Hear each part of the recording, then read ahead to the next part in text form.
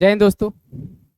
आप सभी लोग जानते हैं कि हम लोग इस चैनल के माध्यम से ट्वेल्थ का केमिस्ट्री फिजिक्स और बायो ऑलरेडी पढ़ रहे थे।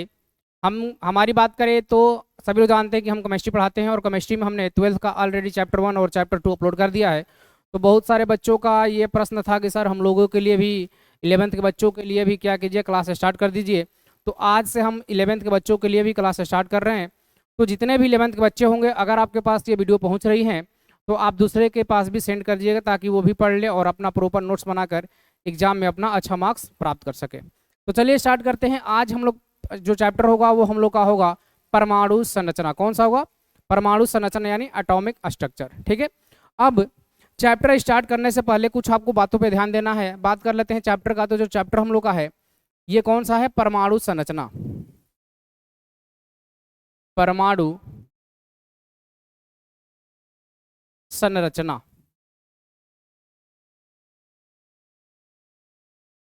ठीक है।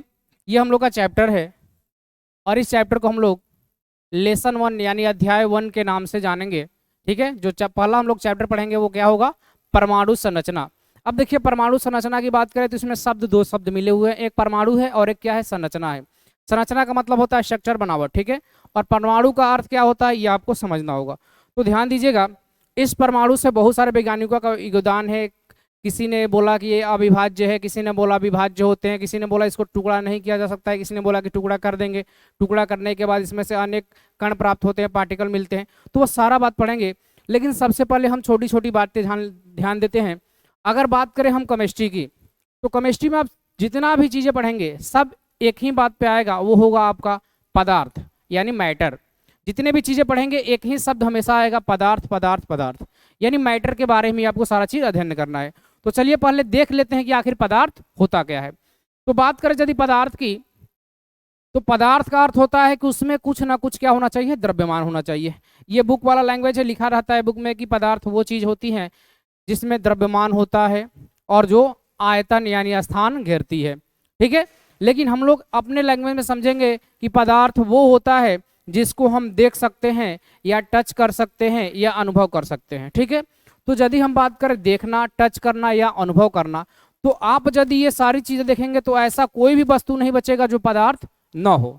ठीक है। और ये सही भी है कि दुनिया की जितनी भी वस्तुएं होती हैं, चाहे वो जल हो, ठीक है, या वायु हो, या ठोस हो, या कोई भी चीजें हो सकती हैं, ठोस द्रव गैस, आप जितने भी चीजें देखते हैं, अनुभव करते हैं, वो सभी चीजें क्या कहलाती हैं? पदार्थ कहलाती हैं। ठीक है।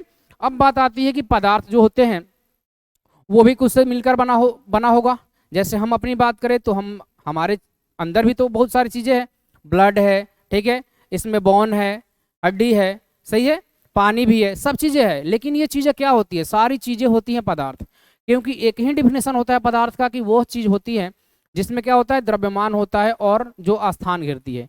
तो हम किसी भी चीज की बात करें, एक जो मिट्टी का कण होता है उसको भी बात करें तो वो भी पदार्थ हो जाएगा क्योंकि उसमें भी द्रव्यमान होता है। और उसको जहां रख देंगे वो क्या करेगा? स्थान घेरेगा ही घेरेगा। तो बस इतना याद रखिएगा कि पदार्थ का मतलब होता है कि जिसमें कुछ ना कुछ द्रव्यमान हो और जो कुछ स्थान घेरती हो। और दूसरे बात शब्दों में हम बात करें तो दूसरे शब्दों में होगा कि वह सारी वस्तुएं जिसको हम अनुभव कर सके, जिसको टच कर सके, ठीक है, जिसको हम देख सके, वह सभी क्या कहलाती है? पदार्थ कहलाती है। ठीक है। तो चलिए स्टार्ट करते हैं पदार्थ और इसका डेफिनेशन लिख लेते हैं। छोटी छोटी चीजें हम लोग पढ़ते चलेंगे और एक समय ऐसा आएगा जिससे आप सारी चीजें से परिचित हो सकेंगे।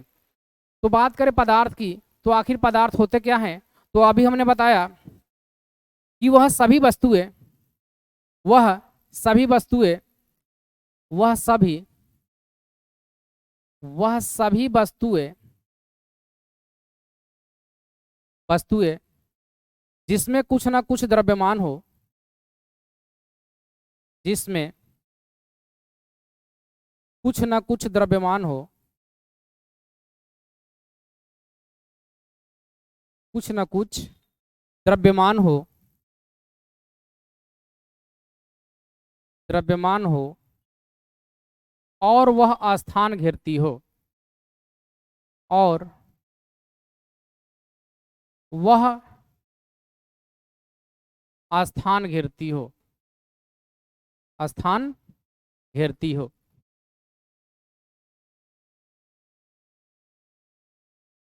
हमने देखा कि वह सभी वस्तुएं जिसमें कुछ ना कुछ द्रव्यमान होना चाहिए और जो स्थान घेरती है। जैसे मेरे हाथ में बात करें तो मेरे हाथ में पेन है, क्या ये पदार्थ है या नहीं है? जी हाँ, पदार्थ है। क्यों? क्योंकि इसको जहां रखेंगे वो स्थान घेरेगा। यदि हम इसको बोर्ड पे रख दें ऐसे तो देख रहे हैं ये स्थान घेर लेगा, ठीक है, यहाँ ये स्थान घेरेगा। यदि इसको वजन करें तो इसमें वजन भी होगा, ठीक है। यदि मेरे पास बोर्ड लगा हुआ पीछे डिजिटल बोर्ड, क्या ये पदार्थ है या नहीं है? हाँ पदार्थ है, क्योंकि इसमें भी वजन होता है, ये भी स्थान घिरा हुआ है, ठीक है। हम बोल रहे हैं जिस जो मेरे मुंह से निकल रहा है वाष्प, ये पदार्थ है या नहीं है? हाँ पदार्थ है, क्योंकि इसमें भी क्या होता है? वजन होता है, ठीक है, इसमें भी कुछ ना कुछ वजन होता है। तो दुनिया की सारी वस्तुएं, आप ऐसे बोल सकते हैं, दुनिया में उपस्थित सभी वस्तुएं क्या कहलाती है? पदार्थ कहलाती है। अब बात आती है पदार्थ के बाद कि पदार्थ भी छोटे कण से मिलकर बने होते हैं। पदार्थ जो है ये भी कुछ कण से मिलकर बने होते हैं, जिसे हम लोग बोलते हैं क्या? परमाणु। तो बताती है कि आखिर परमाणु क्या होते हैं? सही है, एटम। बात आती है कि जितने पदार्थ होते हैं ये सभी पदार्थ सूक्ष्मतम कण से मिलकर बने होते हैं, जिसे हम लोग बोलते हैं एटम यानी परमाणु। और ये सबसे पहले किसने बताया था? ये प्रश्न भी आते हैं कि बताइए ये किसने बताया था कि पदार्थ जो है वो सबसे सूक्ष्मतम कण यानी परमाणु से मिलकर बने होते हैं? तो ये सबसे पहले बताए थे ऋषि कणाद ने। किसने बताया था? ऋषि कणाद ने। फिर वही निष्कर्ष बाद में डाल्टन दिए थे कि जो पदार्थ होते हैं वो सूक्ष्मतम कण से मिलकर बने होते हैं, जिसे बोलते हैं एटम यानी परमाणु बोलते हैं। और उसी समय उन्होंने ये निष्कर्ष भी दिया था कि जो परमाणु होते हैं वो अविभाज्य होते हैं, यानी इसका टुकड़ा अब नहीं किया जा सकता है। लेकिन बाद में फिर उनका भी निष्कर्ष क्या हो गया? गलत हो गया, क्योंकि हम लोग जानते हैं कि परमाणु को भी तोड़कर हम लोग 3 कण निकालते हैं। जो परमाणु में 3 कण मूल उपस्थित होते हैं वो होते हैं इलेक्ट्रॉन, प्रोटॉन और न्यूट्रॉन, ठीक है। तो चलिए वो सारी बातें हम लोग पढ़ेंगे। सबसे पहले देखते हैं कि पदार्थ क्या है। तो पदार्थ का मतलब होता है कि सबसे छोटा कण। पदार्थ का मतलब होता है सबसे सूक्ष्मतम कण, सबसे सूक्ष्मतम कण जिसका विभाजन न किया जा सकता है, जिसका विभाजन नहीं किया जा सकता है। विभाजन का मतलब होता है टुकड़ा नहीं किया जा सकता है, विभाजन नहीं किया जा सकता है, नहीं किया जा सकता है।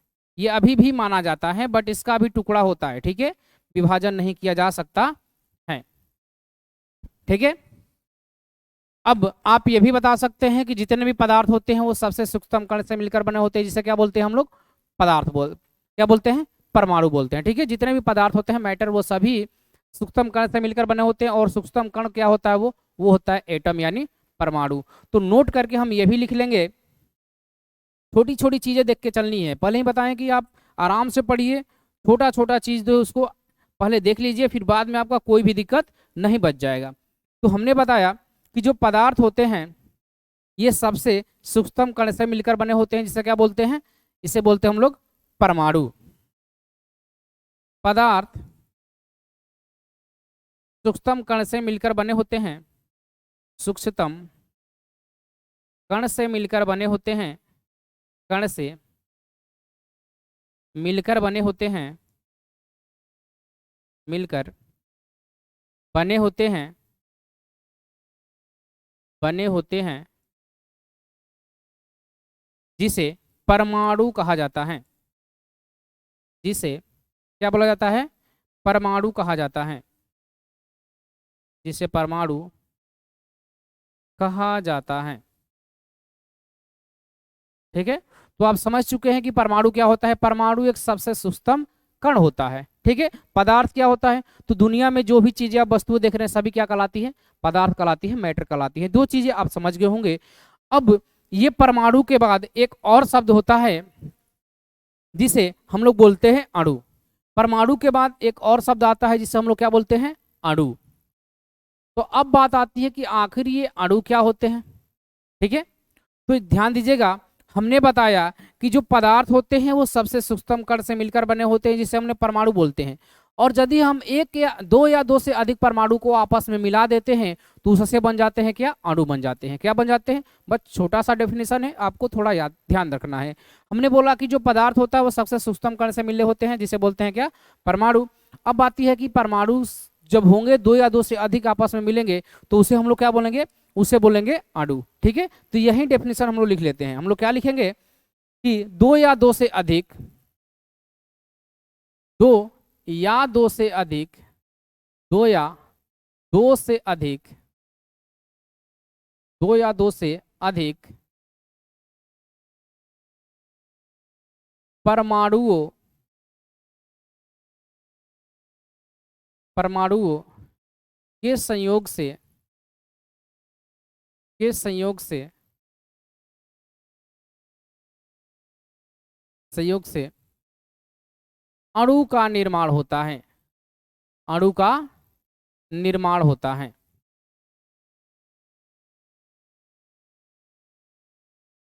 ठीक है, दो या दो से अधिक परमाणु मिल जाएंगे तो क्या बना देंगे, अणु बना देंगे। जैसे एग्जाम्पल में हम लोग बात करें तो एग्जाम्पल हम लोग ले सकते हैं। एग्जाम्पल में देखिएगा, यदि हम बात करें एक परमाणु लेते हैं हाइड्रोजन का, किसका, हाइड्रोजन का एक परमाणु हमने ले लिया। अब यदि हम बात करें हाइड्रोजन का एक परमाणु एक और परमाणु इसके साथ मिला दे तो टोटल कितने हाइड्रोजन हो गए, दो हाइड्रोजन हो गए। यानी हम इसको H2 लिख सकते हैं और इसे बोलते हैं हाइड्रोजन के, ये क्या बन गया, अणु बन गया। हाइड्रोजन की ये क्या है, अणु है, क्योंकि इसमें दो या दो से अधिक परमाणु मिल गया। ठीक है, यानी दो परमाणु मिल गए तो क्या बन गया, अणु। ये सिंगल है जब, क्या है, सिंगल है जब परमाणु है, जब उसमें दो या दो से अधिक मिल जाते हैं तो उसे क्या बोलते हैं, अणु बोलते हैं। क्लियर है, तो आप तीन शब्दों से स्पष्ट हो चुके हैं, पदार्थ, परमाणु और अणु। ठीक है, अब बात आती है कि ये जो परमाणु होते हैं ये होते कैसे हैं, इसका स्ट्रक्चर क्या होता है, और इसी के बारे में हम लोग का चैप्टर भी है। चैप्टर क्या है, परमाणु संरचना। ठीक है, चैप्टर क्या है, परमाणु का संरचना यानी स्ट्रक्चर इसका कैसा होता है। तो चलिए बात करते हैं परमाणु की संरचना में कि परमाणु आखिर होते कैसे हैं। तो ध्यान दीजिएगा, यदि हम परमाणु के स्ट्रक्चर की बात करें, संरचना की, तो परमाणु कुछ इस प्रकार के होते हैं। आप थोड़ा गौर से ध्यान दीजिएगा, देखिए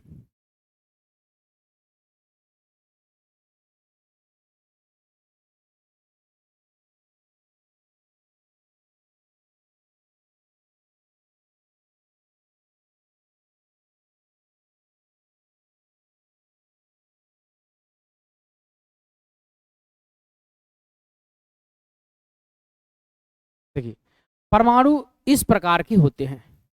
परमाणु जब भी आपको ध्यान में आए कि आखिर परमाणु क्या होते हैं, तो परमाणु नाम सुनते ही याद रखिए कि ये गोलाकार होते हैं। कैसा होते हैं, गोलाकार होते हैं। जैसे आप जानते हैं मूवी देखने जाते हैं तो मूवी में अगर आ जाए कि शाहरुख खान, तो शाहरुख खान जब तक आए या ना आए उससे मतलब नहीं है, आपका दिमाग में डायग्राम बन जाता है कि शाहरुख खान इस प्रकार का होता है।